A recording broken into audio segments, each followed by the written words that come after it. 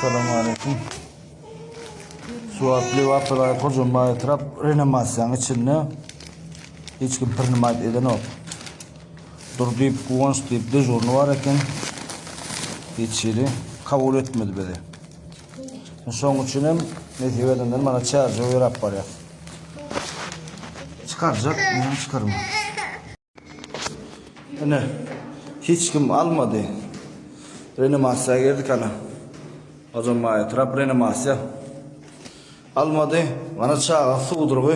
Yağdayı bilen çağırca git var ya. Netiveden Allah canı sağlamanı Kudayım. Çağını sağdınca yertip çağırca yerleştirdik Kudaycan. Hani gece saat rovna 00:40. Hani su yağdaydı. Hiç yerim yok. Kavulameden o. Ettiyan da dedin analı gendemedir ol. Birbirine atışıp beni bizi bir yerden çıkardı.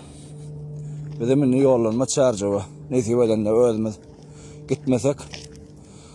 Olur sol diyet. Tağın 5 günden verli çeneler.